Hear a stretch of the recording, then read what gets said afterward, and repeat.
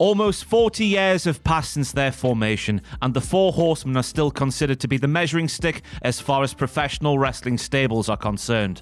They may not have been the first, but they remain one of the best. A rock-solid faction of rogues who stomped heads in and took names while living an enviable lifestyle full of riches and glory. Coming into existence in Jim Crocket Promotions in 1985, the original Horseman lineup consisted of Ric Flair, Tully Blanchard, Ole, and Arn Anderson, also known as the Minnesota Wrecking Crew. Joining them was Tully's valet Baby Doll, though she would eventually be replaced by J.J. Dillon as a proper manager for the stable as a whole. Look at that group of studs, folks. Just look at them. I think they just made me pregnant by merely gazing in my direction. Goodness me.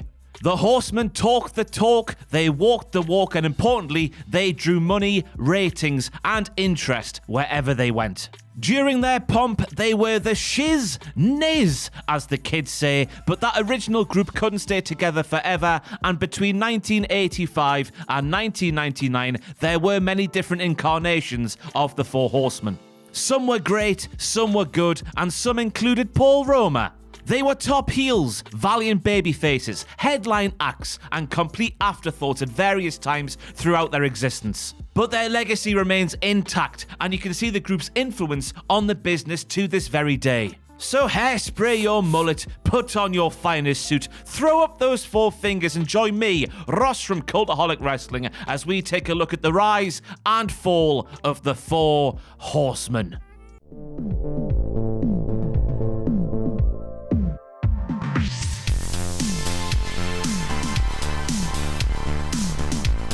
The original Horsemen.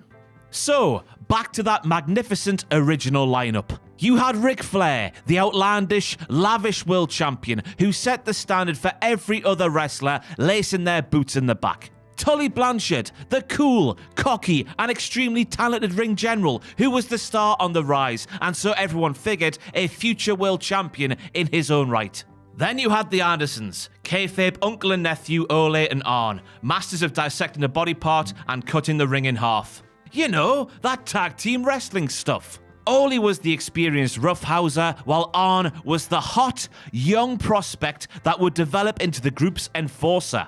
Yes, I did just say that Arn Anderson was a hot, young prospect, despite the fact I'm pretty sure he was born a 45-year-old bloke. Look at sweet baby Arn with his beard and receding hairline. Ah. And then there was James J. Dillon, the mouthpiece, though every member of the group could cut a hell of a promo by themselves. And, more importantly, the corporate face of the Horsemen, the money man, and the shot caller in chief. It helped immeasurably that JJ was a former wrestler himself, and was thus unafraid to take bumps or get his head cut open for the cause. From the moment they formed, the Horsemen ran riot across the NWA, making life hell for beloved babyfaces like Dusty Rhodes, the Rock and Roll Express, Nikita Koloff, and Magnum TA. They would break bones and bust people open, then get on the mic and shamelessly brag about it, before promising to party like feral madmen in whatever city they happened to be in that night. And the Horsemen really did live the lifestyle, decking themselves out in the finest suits and designer shoes, taking limousines to arenas, and consuming enough alcohol on any given weekend to make your average elephant go blind. As for where the Horseman moniker actually came from, that was a happy accident. The group were cutting a televised promo for a local market and were running out of time. That's when Arn Anderson improvised with a line likening the havoc they were wreaking to the Four Horsemen of the Apocalypse, while flashing what would become an instantly iconic hand symbol. For a couple of years there, the Horsemen were the biggest thing as far as the NWA were concerned, and were one of the key acts keeping people watching as Vince McMahon's wrestling empire continued to ominously expand. But the good times couldn't last forever, and eventually the group began to change as the original members left and new ones joined. New members join. Ole Anderson was the first Horseman to fall by the wayside. The big burly bastard making way for the altogether different entity that was the total package Lex Luger.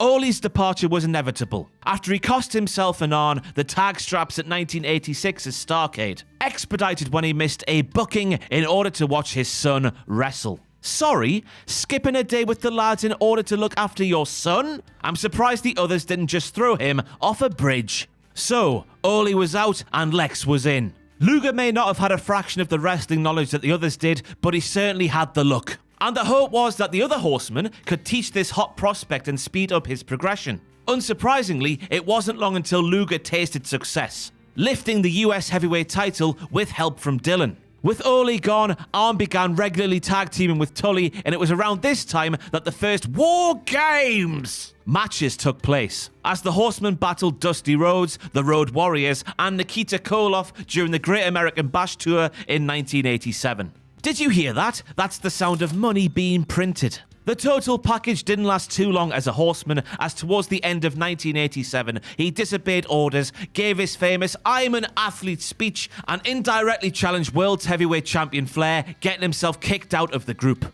In a bid to go up against his former running buddies, Luger recruited longtime thorn in the faction side, Barry Windham, with the duo beating Arn and Tully for the tag team titles. In a great twist, however, the Nature Boy lured Big Baz into the fold and shockingly turned on Lex, giving the belts back to Tully and Arn. And so we had the next and perhaps the greatest incarnation of the Horsemen, as the four held all of the gold, with Windham landing the US title to go with Flair's world title and Arn and Tully's tag straps. While the Horsemen were on a roll and more than held up their end of the things as performers, Jim Crocket Promotions was an absolute mess behind the scenes. Not only that, but every member of the group besides Flair was getting screwed over when it came to money. That didn't sit well with Tully and Arn, who decided to try their luck up north and jumped to WWE, where they had a decent run as the Brainbusters, holding the WWE Tag Team Championships in mid-1989. Flair, Windham and Dylan continued to call themselves Horsemen and even recruited Barry's brother Kendall for a brief period,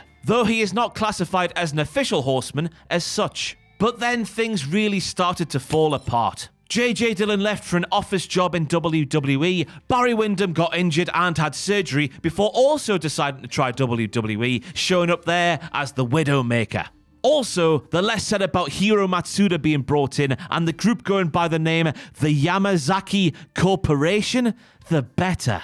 Flair, meanwhile, was engaged in a feud with Ricky Steamboat and was too busy having 5-star matches to worry about the state of the Horsemen. The group were a shell of what they once were, but they would regroup and with a very different look and feel by the end of 1989. Babyfaces.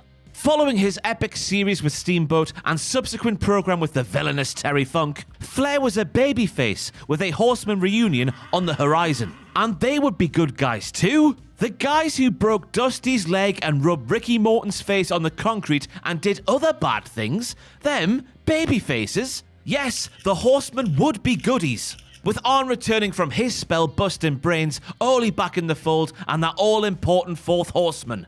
Sting? Really? The Stinger was there? The neon-soaked, face-painted goodest of the good ones? The heroic ultra babyface who had been on the receiving end of 1,000,000 Horseman beatdowns? That's Sting. Tully Blanchard would have also joined the group, but the news of a failed drug test while in WWE made its way to Atlanta, and WCW opted not to sign him. A wrestling company opted not to hire someone because they took drugs? That's a first. Thankfully, the Horsemen weren't babyfaces for long, showing their true colours when they binned off Sting for daring to challenge for Flair's NWA title. The dirtiest player in the game told Sting he was never a Horseman in the first place, but in reality, Steve Borden wanted to do his own thing anyway. And to be fair, Sting should always be on the opposite side of the ring to Flair anyways. The Horsemen's ranks continued to alter as Ole retired from active in-ring competition and transitioned into becoming the Horsemen's manager, while Barry Windham returned and the group added everyone's favourite softball enthusiast, Sid Vicious. As the other Horsemen would reveal on WWE's 2007 DVD profile of the group, the addition of the Master and the Ruler of the World did not make them happy horse boys. I believe the words embarrassing, inept, selfish, and ridiculous were used to describe him and his short time as a member of the group, with the highlight of his run being a near decapitation of Brian Pillman during War Games at Wrestle War 91. Their scorn for Sid paled in comparison to their distaste for WCW president Jim Herd, with things getting so bad that first Sid left and then Flair decided to leave WCW while champion, famously turning up on WWE television with the big gold belt. The real world champion soon became WWE champion, and Jim Herd soon became unemployed. And that was it for the Horsemen for another couple of years. When they were next dusted off and brought out of the barn, the Four Horsemen would be a shadow of their former selves. Hell, there wouldn't even be 4 of them. 3 Horsemen? Flair returned to WCW in 1993 and joined back up with Arn and Ole, declaring that a proper Horseman reunion would take place at the upcoming Slamboree pay-per-view. While this was supposed to usher the return of original Horseman Tully Blanchard, he and WCW could not come to terms on a deal, and the company scrambled to get a replacement. And that replacement was Paul Sorry. It was Paul Sorry about this again. It must be something in the gorgeous Time water today. That replacement was Paul this is harder than I thought it was going to be. Paul Roma! They got Paul Roma in the Horsemen. This is not a drill. Paul Roma, he was in the Horsemen. With all due respect to Roma, he was young, he had a decent look, and he was a good hand in the ring. But he never was, and he never would be, true Horseman material. This brief 7-month stint of the 3 Horsemen is rightly regarded as the weakest point in the stable's history, and further indication that WCW didn't really know what they had with the group. It all came to a merciful end when Arn and Sid got scissor happy during a European tour, as Flair went off to do his own thing and Roma formed Pretty Wonderful with Paul Orndorff. Reformation and feud with the NWO. The Horsemen were put on ice for another couple of years, although Arn and Rick continued to team. Eventually, even Flair and Anderson began to have issues with one another and faced off at the 1995 Fall Brawl, where Arn's new pal Brian Pillman helped the Enforcer get a big win. And then an all-time great angle, as a desperate Flair recruited Sting to help him combat his former best bud and the loose cannon. And, well, you can see where this is going, 10,000 miles away. Yes, the 16-time world champion turned on the most gullible man in wrestling. Again. Come on, Sting, man. After stomping Sting with their $1,000 loafers, Flair, Arn, and Pillman added the technical prowess of Chris Benoit to their ranks, and the Horsemen were off to the races once again. Pre-New World Order, this version of the group feuded with the top babyfaces of the day, including Sting, Hulk Hogan, Randy Savage, and Lex Luger, temporarily joining forces with the frankly hapless Dungeon of Doom in their bid to end Hulkamania once and for all. The group also added a bit more glam by bringing Woman and Miss Elizabeth on board for a time. But sadly, Pillman was cut after working everyone into a shoot and getting released so he could go to WWE via ECW. The Horsemen were not 3 for too long, as they added former NFL standout Steve McMichael to the group. An unlikely addition, yes, and certainly not the ring general that Flair, Anderson, and Benoit were. But his charisma and hard partying lifestyle certainly made up for any grappling deficiencies he may have had. Come on, I mean, who doesn't love Mongo? The guy's a riot. The formation of the NWO made the Horsemen legit babyfaces for a minute there, as Flair and co. joined the rest of WCW in repelling Hogan, Nash, and Hall, and the other 50,000 members of the NWO. Although the Horsemen were somewhat prevalent, they were far from the focal point of the organization at this point, as Nitro essentially became the NWO show. The act was diluted further with the arrival of Jeff Jarrett, who was kinda sorta a Horseman for a period, but then also maybe he wasn't, depends on who you ask really. Before Double J got a concrete yes or no from the Horsemen, he was back in WWE anyway. The Horsemen chugged along doing a little of this and that in 1997 when a major spanner was thrown into the works. That summer, Arn Anderson revealed in an emotional address on Nitro that due to serious back and neck injuries, he would have to retire from the ring indefinitely. In the process, giving his spot as the Enforcer to Curt Hennig, a frankly natural fit for the group. The NWO tastelessly mocked Anderson's retirement, and the Horsemen were out for blood at Fall Brawl in War Games. But unfortunately, Hennig turned on the outfit and became the 85,000th member of the NWO instead. To be fair, the Horsemen had stabbed plenty of folks in the back in the past, figuratively and literally, so it was karma that it would happen to them at least once. The final Horseman and disbandment.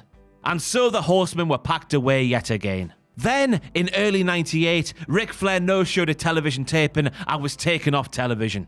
He and Eric Bischoff then sued each other, but the fans continued to let it be known they wanted Nate back on their screens. Meanwhile, Benoit and Dean Malenko, along with JJ Dillon, who was back working for WCW, kept going to Arn Anderson and bugging him about reforming the Horsemen until AA finally relented and did so, with the Crippler, Iceman, and Mongo being joined by a returning Ric Flair in a historic moment. Although the lineup was promising and the reaction to their reformation was very strong indeed, the payoff sadly couldn't live up to the setup.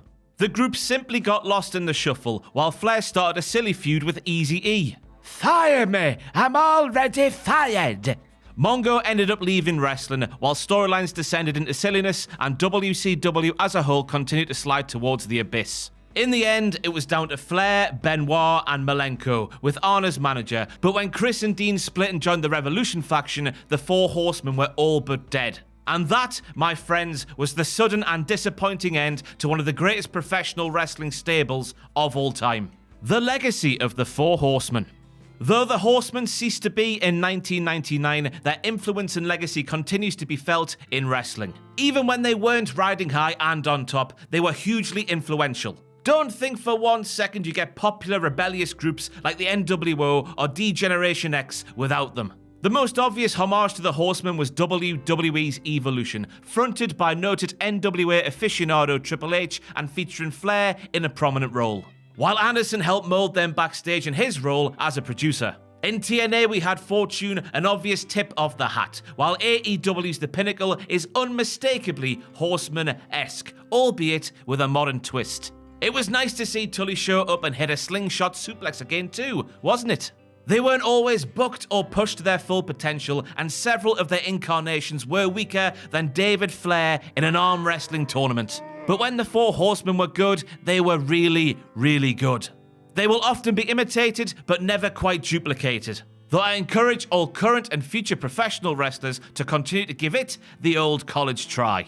Deserved inductees into the WWE Hall of Fame class of 2012, the Horsemen's list of accomplishments and accolades speaks for itself. Whatever you do, just do not mention Paul Roma or RoboCop. Ah, bollocks. I've just done it again.